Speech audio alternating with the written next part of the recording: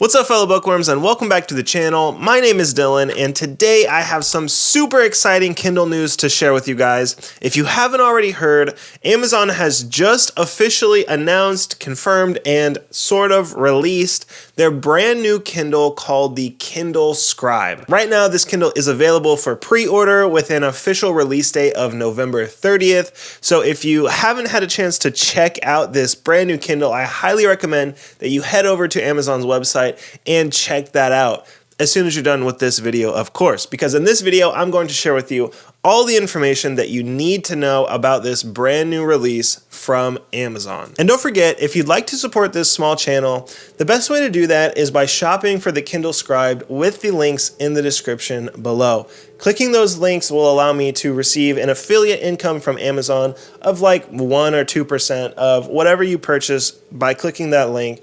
And it will cost you absolutely nothing, but it's just a really easy way to support a small content creator like me, and I would truly appreciate that. Let's start with what is probably going to be the most important factor, and that is price. So as of right now, there are 3 options when looking at the new Kindle Scribe. There is the 16GB version, which retails for $339. There is the 32GB version, which retails for $389. And then there is the 64GB version, which retails for $419. So we've got a pretty wide spread here between the cheapest version and the most expensive version. There's almost a $100 difference, about $80 separating the two. But something that you should know about that 32 gig version and the 64 gig version is that those are both going to come standard with the premium pen. This is a $30 upgrade if you buy the most basic model, the 16 gigabyte model, and then buy the pen separately.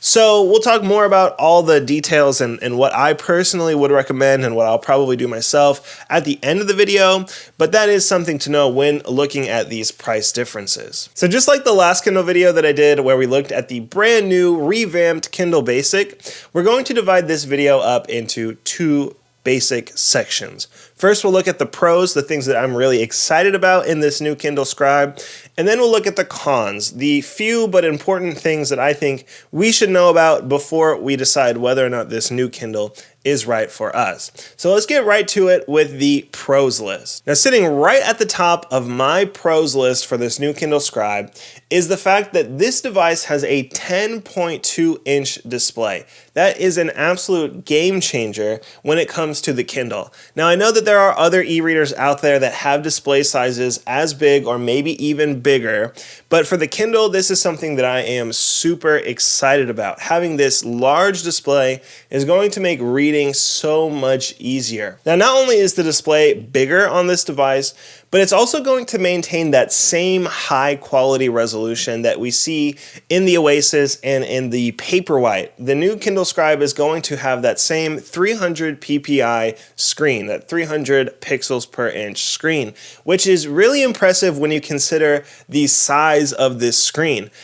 Comparable models, comparable e-readers like the Kobo that is a similar size, they have screen resolutions of about 226, 227 ppi. So the Scribe is going to look much better when compared to these other devices. Now let's talk about the pen, because you can't have a writing device without some sort of pen to use. Now, as I mentioned at the outset, there are 2 options when it comes to what kind of pen you're going to use with this device. There is the basic pen, and then there's something called the premium pen.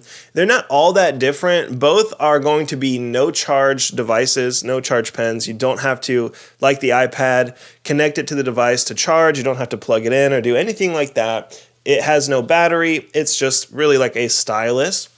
But the premium pen, the more expensive pen, is going to come standard with an eraser, and it's going to come standard with a nice little button right towards the bottom of the pen where you would hold it that you can use to cycle between highlighting, writing, and hopefully, this is not confirmed, but hopefully that little button will enable you to even turn the pages on the new device, because that would be such a cool feature and such a really smart way to use the new tech that Amazon is releasing. So hopefully that'll happen. I'm going to cross my fingers and keep an eye out for that, but that has not been confirmed. Now, moving right along on our pros list here, Amazon is saying that this new Kindle Scribe is going to have a battery life of, wait for it, 12 weeks. That is 3 months. So theoretically, you should only have to charge your new Kindle 4 times a year. Now, of course, that is assuming that you're only reading for 30 minutes per day and not doing any real note-taking things. That is just purely reading, I assume, at probably about midway brightness, maybe even with the brightness turned all the way down. I don't know how they run those tests. But realistically, I mean, they say 12 weeks. It may be close to that. I know that paperwhite is advertised as having, I think 8 weeks or 10 weeks. I personally get pretty close to that, but never quite that long. So realistically, I think maybe this new device would have a battery life that would last 9 or 10 weeks, maybe. Obviously, it's all going to depend on what you do with your device, how often you read, how you have your brightness settings, and things like that. But nonetheless, we're going to see a really powerful battery on this new device. And speaking of charging and batteries, another nice thing to note here is that this new Kindle is going to be brought up to the standards of all the other Kindle devices except the Oasis, and it is going to be charged with a USB-C, which again is becoming pretty much the standard across all devices. You can charge your iPad with it, you can charge your PlayStation controller with it, you can charge most things with a USB-C these days, with the exception of the iPhone and probably some other devices as well. And while we're still kind of talking about the specs of this device, I'll go ahead and reiterate the massive storage capacity that is available with this new Kindle Scribe. Of course, you've got to pay a premium for it, but you can have up to 64 gigabytes of storage on this new device. Now, for the person who's just reading Kindle books, ebooks, you would have to live more than one lifetime to ever need or use that much storage.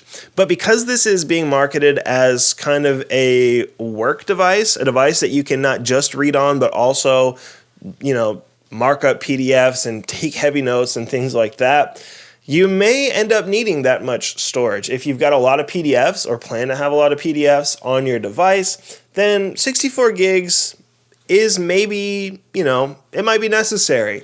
Probably not, but it definitely could be. And as I always say, it's better to have it and not need it than need it and not have it. So it's really nice that you've got this massive capacity if you'd like it. So not only is the resolution going to be great on this screen, but the new Kindle Scribe is going to feature 35 front-facing LEDs to make sure that this massive display is massively bright. The Kindle Oasis, which has the second highest LED count, has 25 LEDs. So you can kind of imagine how much brighter this new display is going to be. This is going to make it so much easier to read in the dark, so much easier to maybe even read outside in the bright sunlight, depending, of course, on your environment.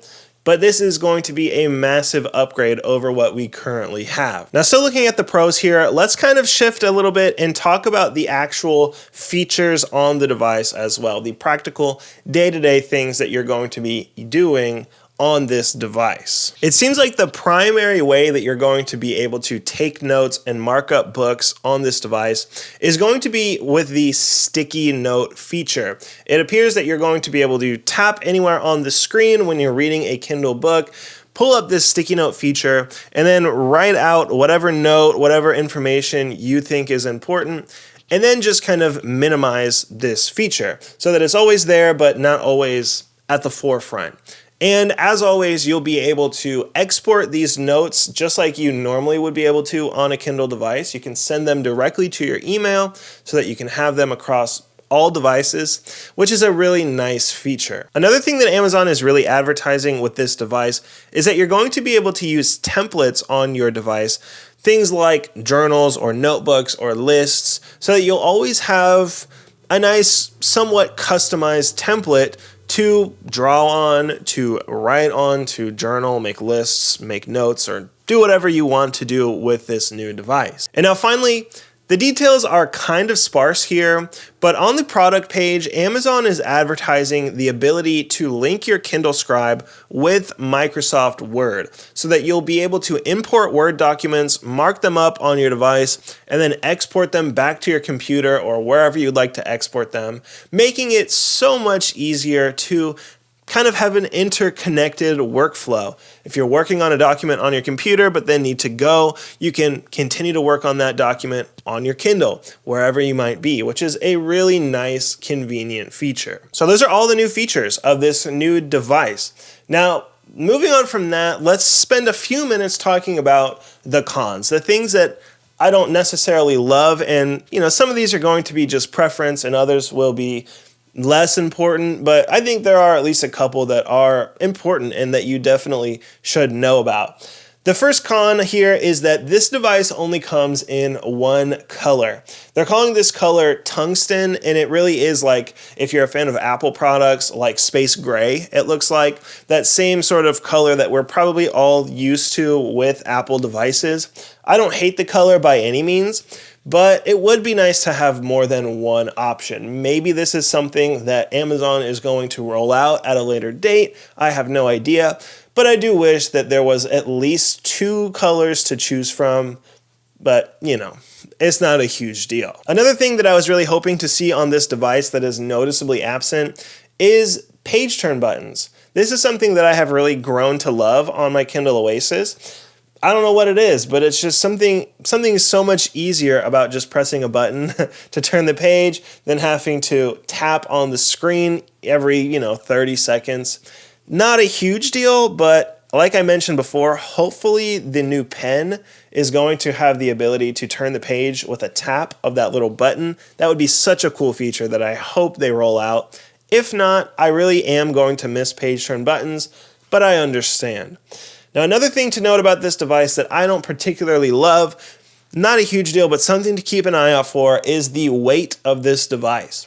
The Amazon Oasis, or the Kindle Oasis, is 6.8 ounces.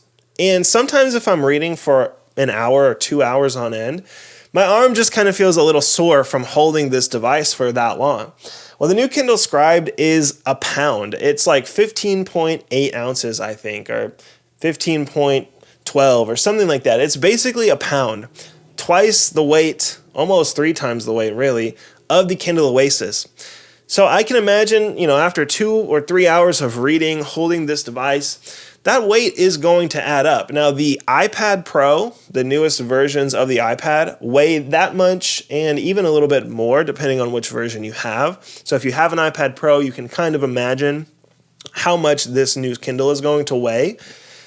But again, not a huge deal unless you're really going to be doing a lot of marathon reading and holding this device for a long time. Another thing to know here is that Amazon is saying that this new device is not going to have the sticky note feature available for manga, magazines, or newspapers. Not a huge deal, but if you read a lot of those things and you are really looking forward to being able to make notes on those formats, that is something that you should definitely know. And then additionally, this new device is not going to offer wireless charging. Again, that might be a huge deal for you. For me, that doesn't bother me a whole lot, but you should know that going in. But then finally, my biggest complaint here, and it was kind of an unrealistic expectation, I'm fully aware, but this new device does not have a color screen. We've got the same black and white e-ink screen that we've seen across all other Kindle devices. It was unrealistic, I know, but it would have been nice to finally have a color screen, especially when reading graphic novels, manga, and things like that. Maybe down the road we'll see something with a color screen. I do think that technology is going to be coming out very soon. How soon, I don't know, but it has to be just around the corner. So that's something that I will continue to keep an eye out for. Now I'd like to offer some of my final thoughts here. With all this information, here are some things that I think maybe you should know about this new device. I think this device is really, really good for the person who likes to read nonfiction. If you don't read a lot of nonfiction and you don't annotate your books, then really what you've got is an expensive notepad. It looks cool, and I'm really excited for this device. but you're really not going to be using it for what it was intended for. And I personally don't read a ton of nonfiction. I realize the irony of that because, the books in frame here are all nonfiction books. I do try to read as much nonfiction as possible, but lately I just haven't been, and I really don't annotate my books. What I am really excited about is the large screen. And personally, I'm a little bit conflicted because for $340 in a screen that is 3, maybe almost 4 inches larger, I'm wondering about the trade-off there. I really am excited to get my hands on this new device, and I do think that having the larger screen will be a really big deal. I'm just really excited for a larger screen. But as far as value goes, as far as what you get for your money, that is something that you will have to really think about if you don't take a lot of notes. Now, if you obviously do take a lot of notes, then the opposite of everything I said is true. This will be your dream device. You'll love this thing because it looks like a really seamless, easy way to annotate your books, to make notes, to do all the really cool things that this device will let you do. Now, Amazon is really pushing this device as like the worker's companion, like the thing that you're going to take to the office and get a lot of work done on. You're going to sign all those PDFs and mark up all these worksheets and all this stuff, which definitely could be a great device and is a really cost-effective way to have a device like that. But personally, if it was me and I was looking for a tablet to really get a lot of work done, to really use as like an office, just something that I wanted to really be productive on, I would probably go for the iPad just because you've got a color screen, you've got access to thousands, if not hundreds of thousands of apps, and it's just a, obviously more superior device for productivity and really getting a lot of work done.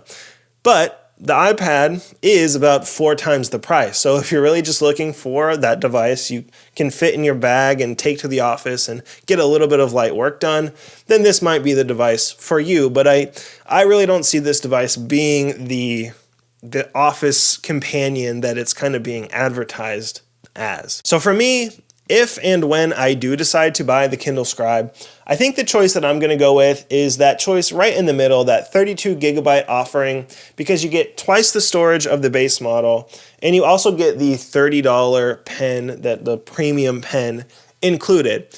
And I think that's probably where you're going to find the best value because the 64 gigabyte version is not all that much more, but like I kind of said at the outset, 64 gigs is a ton of storage, and I don't ever imagine myself working on a lot of PDFs and downloading a bunch of spreadsheets and all that stuff onto the device. I'll probably just stick with regular Kindle books. But let me know in the comments below what you think about this new Kindle Scribe. Is this the device that you've been looking for and hoping for, or are you a little bit disappointed? Are you going to be pre-ordering this device, or are you going to wait for some reviews to come out first and then make a decision? Let me know your thoughts in the comments below. I always love hearing from you guys and getting your feedback, and I am super excited to hear what you guys think about this new device. As always, thank you so much for watching, and I will see you in the next video.